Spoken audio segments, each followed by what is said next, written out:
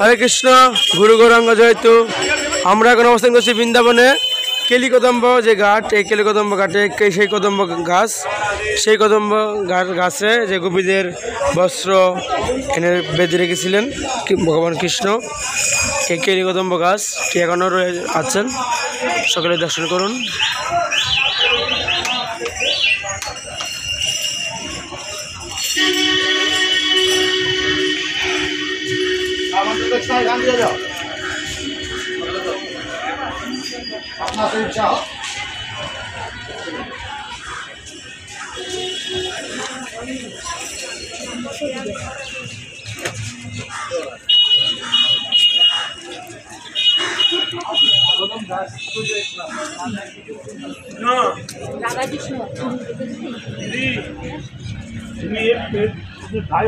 अवस्था देखो कि अवस्था